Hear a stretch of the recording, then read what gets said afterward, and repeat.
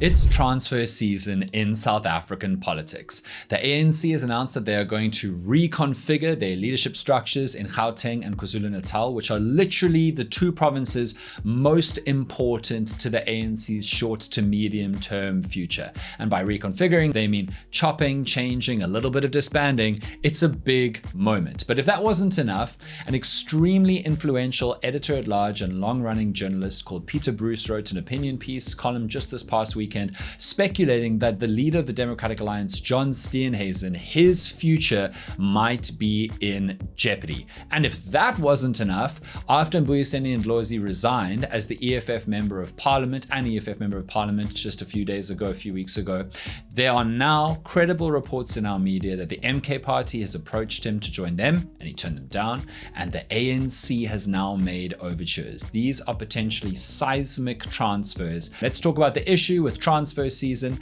and new political formations getting together. You're watching The Issue with Dan Corder. South Africa is a movie. Welcome to the watch party. Let's start with the reconfiguring of Gauteng and KZN's ANC leadership branches. If you don't know, you really should know that Gauteng and KZN were absolute disasters for the African National Congress in their historic collapse down to around 40% of the national vote in the election just last year.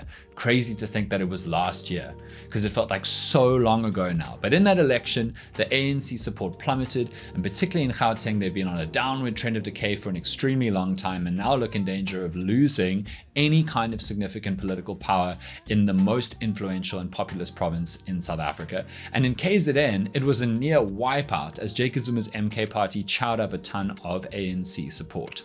And so now, just this past weekend, the ANC's top leadership structure, the NEC, got together to figure out whether or not they should disband the leadership structures in those provinces or evolve them or tweak them. And now they've come out and said that they're going to reconfigure them, which seems to be political, polite speak, good PR for we're going to kind of rip it to shreds and start over, because they need revitalization and change to change their fortunes in those provinces. But they have to do it extremely carefully, because in Gauteng, for example, there are a lot of powerful people within the ANC in the provincial structures, most significantly Panyaza Lesufi, who many people speculate has designs on trying to succeed, win the succession race to become the next big boss, the next president of the African National Congress at the next elective conference, when of course Ramaphosa can't run again, he's maxed out his terms. So there are some powerful figures and egos in the Gauteng ANC that have actually gone against the orders, instructions, and vision of the national ANC body as recently as late last year after the election. So that is going to be a huge political fight, which could have enormous consequences for the power balances within the African National Congress and could literally decide the futures of certain big people. And in KZN, the ANC suspects that there are a lot of people within the ANC's KZN ranks who have sympathies towards the MK party, and they are powerful, influential people. So what the ANC NEC is trying to do is figure out how are they going to restructure the leadership in KZN to strengthen the ANC without pissing off the wrong people, because that could lead to significant ANC people joining MK, more of them joining MK, which would strengthen MK in a moment when MK is actually still, was the most voted for political party in KZN and is only not in power due to an extraordinary alliance of the best of the rest to get more of the vote than them to be in power.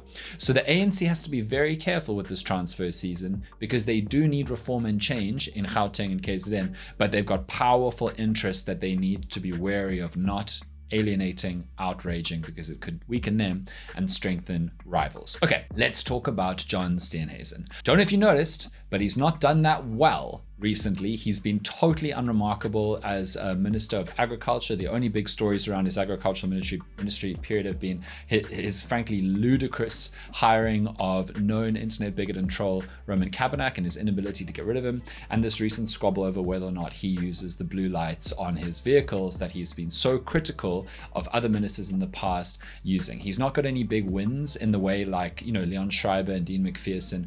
Other DA people have really seized the moment and done well and got good press for themselves and the Democratic Alliance as ministers since the GNU gave them that power. But Steenhuisen hasn't. And then there's the fact that sure, the DA did marginally go up by percentage of the vote in the last election, but they actually went down in absolute terms. Fewer people voted for Steenhuisen's DA than Maemane's DA 6 years ago now, in what was allegedly that historic absolute disaster for Maemane that actually got him kicked out. Fewer people voted for Steenhuisen this time around than voted for that Maemane ticket. And so there are now murmurings and rumblings within the Democratic Alliance of discontent and dissatisfaction with John Steenhuisen. And then Peter Bruce, this really, really famous South African journalist, long-running, big name, editor-at-large of the Times, the Sunday Times, he wrote this column last weekend. And in the column he said that he'd heard many whisperings and murmurings within the Democratic Alliance that they wanted change, that Steenhuisen is not inspirational, is more trouble than he's worth, attracts only controversy, is not a good effective leader, like is not someone who can whip up a crowd with great charisma. Do you remember Dubula Inyanga? Dubula Inyanga! You know what I mean.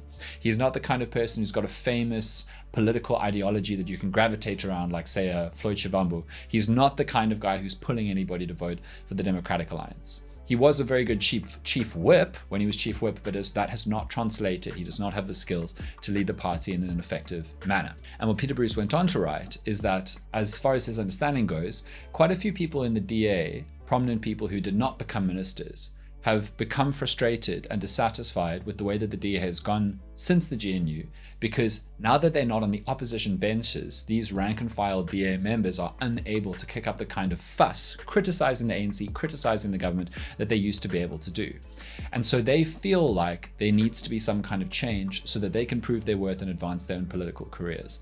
And so now, with someone like Peter Bruce writing a column like that, we need to start thinking, does that mean that Peter Bruce knows something, that he's got an inside track to something, that this is a harbinger of a potential leadership challenge against John Steenhuisen?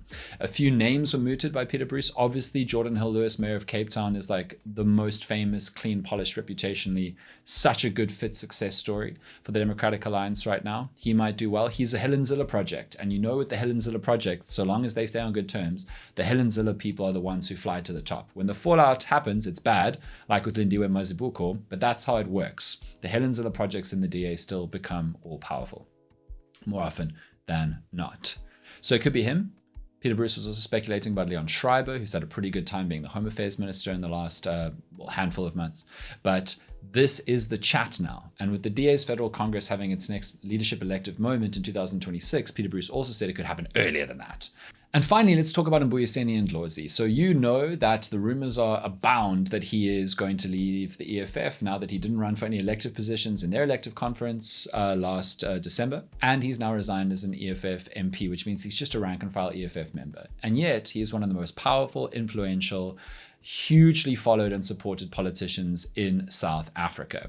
And so he is of immense value. And it doesn't make sense for him to just sit in the EFF. I said this on our podcast, by the way, Dan Corder in the Morning. You can listen to it, weekday morning news podcast every Monday to Friday on Spotify, Apple, or your favorite streamers. Just go search it. But we were talking about how it's awkward and uncomfortable for Ndlozi, as certainly the second biggest name in the EFF after Malema, to now just be just some person in the EFF. It's awkward and uncomfortable. Also, their dynamic is terrible because their friendship has fallen apart. Malema has attacked Ndlozi a bunch in the last handful of months. We know the story already. And so I was speculating on where he might go. So I put up a poll on the dark place formerly known as Twitter when Ndlozi resigned as EFF MP, saying, what do you think is going to happen with Ndlozi?